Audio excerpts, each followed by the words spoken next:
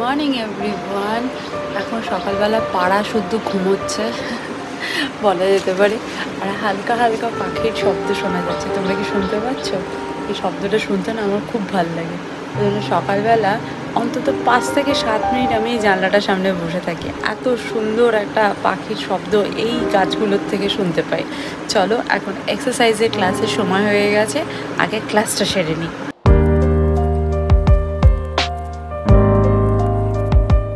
এই হচ্ছে আমার হোমমেড আলমন্ড বাটার। আমি যেহেতু ডার্ক চকলেট দিই আর একটু সল্ট দিই, একটু সল্টি ফ্লেভারই আমার ভালো লাগে।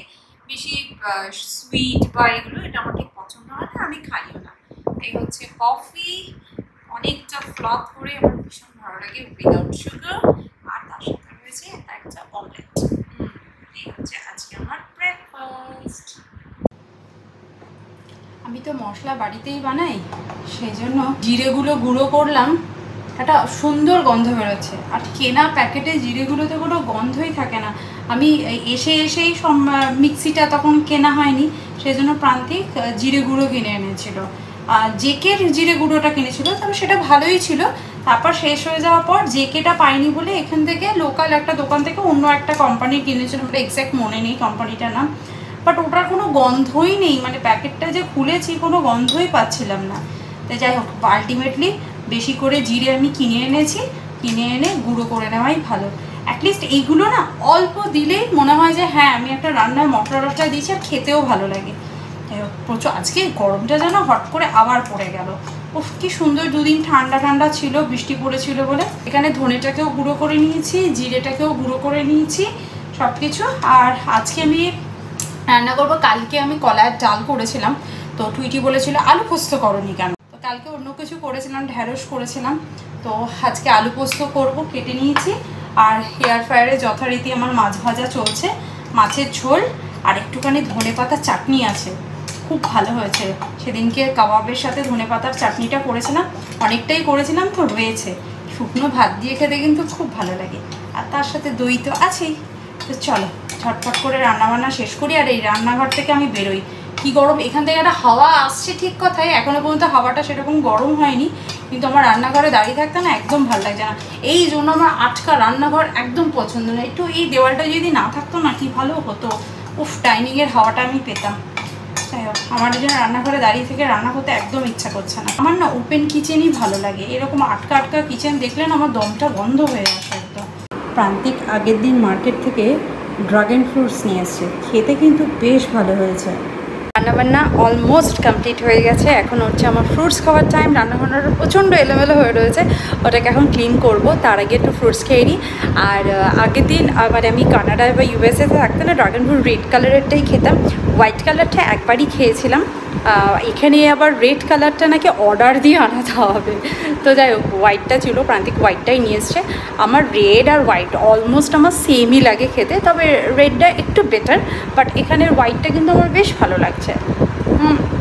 তবে হ্যাঁ, আমি বলবো লোকাল যে ফ্রুটস সেটা খাওয়াই বেশি ভালো। এখানে বসে মানে ইন্ডিয়াতে বসে স্ট্রবেরি, ব্লুবেরি, তারপর হচ্ছে এই ড্রাগন ফ্রুটস, এগুলো না খাওয়াই ভালো। যে দেশে যে জিনিস উৎপাদন হয় সেই জিনিসই কিন্তু খাওয়া শরীরের পক্ষে বেশি উপকার। হ্যাঁ, স্ট্রবেরি খাওয়াও ভালো, খারাপ কিন্তু আমি বলছি না, কিন্তু স্ট্রবেরিতে এত বেশি পেস্টিসাইড দেওয়া থাকে, আর ওই দেশ থেকে এই দেশে সাপ্লাই হয়, এখানেও কিছু তৈরি হয়, বাট স্ট্রবেরি কিন্তু খুব ভালো করে ওয়াশ না করে খাওয়াটা উচিত না। তবে আমি বলবো এই গরমের সময় এই ড্রাগন ফ্রুট না খেয়ে ওয়াটারমেলন আর ম্যাঙ্গো খাও, ওর থেকে সুখ আর কোথাও নেই। এই মেনুতে ধনেপাতা চাটনিটা দেখ আমার সারা পাতে ছড়িয়ে গেল। আলু পোস্ত, কলার ডাল, ডাঁটা দিয়ে মাছের ঝোল, আর এদিকে রয়েছে স্যালাড আর দই।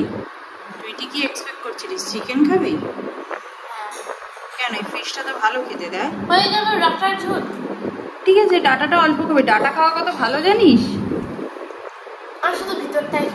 ঠাম্মার বাড়িতে একটা বড় ডাটা গাছ আছে, যত পারবি ডাটা পেরে আনবি, ঠিক আছে? আর কারি পাতা পেরে আনবি। তারপর ডেলিকে সব খাই। কেন, তুই খাবি না?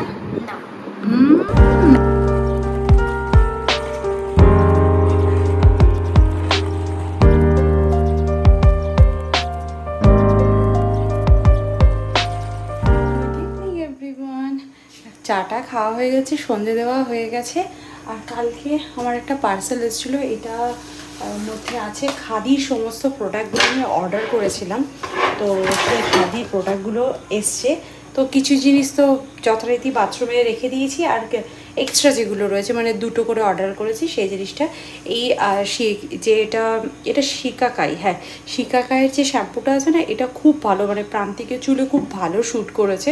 তো এটা 2টো আমি অর্ডার করেছিলাম, একটা বাথরুমে আছে। অর্ডার করেছিলাম খাদি সোপ। এই সোপগুলো এত ভালো, মানে আমি লাস্টবারে এসেও এই খাদি সোপ কিনেছিলাম, বেশ ভালো লেগেছিল আমার। আমি তো কিছু কানাডাতেও নিয়ে গেছিলাম, এত ভালো, আর গন্ধগুলো অসাধারণ। সেই জন্য আমি এটা এবার একটু বেশি করেই আনিয়েছি। আর লাস্টবার জাস্ট আমি ইন্ডিয়াতে এসে আমি 3টেই আর 4টের প্যাকেট বোধহয় অর্ডার করেছিলাম। তো ওটা শেষের পথে, সেই জন্য ভাবলাম একসাথে একটু অনেকগুলো অর্ডার করে নিই, তাহলে বেশ অনেক দিন চলে যাবে। আর যত বেশি প্যাকেজে অর্ডার করবে প্রাইসটাও পার পিস হিসেবে একটু কম পড়ে, সেই জন্য আমি একটু বেশি করেই অর্ডার করে দিচ্ছি। তো এইগুলো যথারীতি এক্সট্রা যে সমস্ত জিনিসপত্র আমরা সব এর ভেতরে রাখি, এগুলো রাখবো। তার আগে একটু ডিনারে প্রিপারেশান করে নিই। ডিনারে আজকে একটা এগ দিয়ে দারুণ রেসিপি শেয়ার করব। এগগুলো তো বয়েল করে আমি রেখেই দিয়েছিলাম দুপুরবেলা, এগুলোকে আগে ছাড়িয়ে নিই, তারপর রেসিপিটা শেয়ার করছি।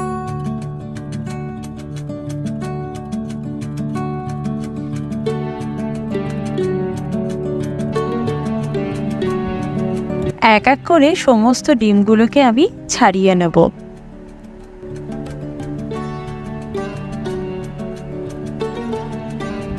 এখানে আমার ডিমগুলো ছাড়ানো হয়ে গেছে।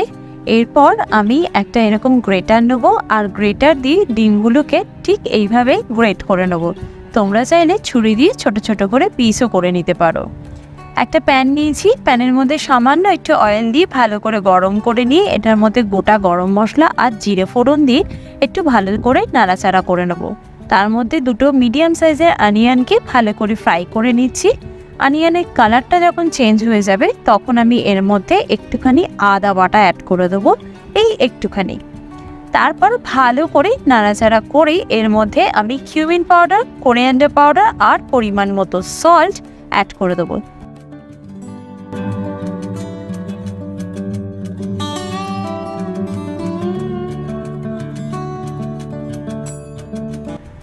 গ্রেভিটা রেডি হয়ে গেছে। একটুখানি আমি জল দিয়ে দিয়েছি, আর ওর মধ্যে অ্যাড করে দিয়েছি একটুখানি টক দই।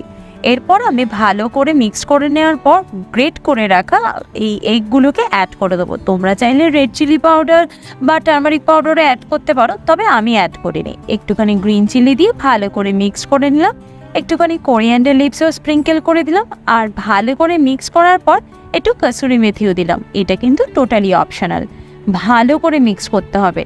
এই যে একটু গ্রেভির মধ্যে ওয়াটারি ভাবটা আছে, একদম শুকিয়ে ফেলতে হবে, তবেই কিন্তু রুটি বা স্যান্ডউইচের মধ্যে দিয়ে খেতে দারুণ লাগবে। এই হচ্ছে ডিমের রেসিপিটা রেডি হয়ে গেছে, তার সাথে রুটি আর স্যালাডও রেডি। চলো এটাকে সার্ভ করা যাক, আর ইয়ামি ডিনারটাকে কমপ্লিট করা যাক। ভীষণ টেস্টি হয়েছে, ভীষণ। আমার কিন্তু টেস্ট করে দেখা হয়ে গেছে 20। আমি একটু দেখি। অবশ্যই একটু দাও। অবশ্যই দেবো, টেস্ট করে কেমন হয়েছে। ভালো লাগছে? দারুণ হয়েছে। দারুণ হয়েছে। সবাইকে কি বানাতে বলতে হবে? হ্যাঁ, সবাই বানিয়ে খাবে বাড়িতে। ইয়ামি। চলো আজকে আবার যেন নতুন করে গরম পড়ছে। টেম্পারেচার অত নেই, বাট প্রচণ্ড গরম লাগছে, স্পেশালি সত্যিই তাই। স্পেশালি রান্নাঘরে দাঁড়িয়ে থাকলে করে ঘেমে নিয়ে একসা হয়ে যাচ্ছে আমি। তো চলো আজকে ভিডিওটা তাহলে এখানেই এন্ড করছি, দেখা করছি নেক্সট ব্লগে। ততক্ষণের জন্য তোমরা খুব ভালো থেকো, সুস্থ থেকো, আর লাইফটা এনজয় করো। ততক্ষণ আমি ডিনারটা এনজয় করব। Bye bye, see you in next video. By.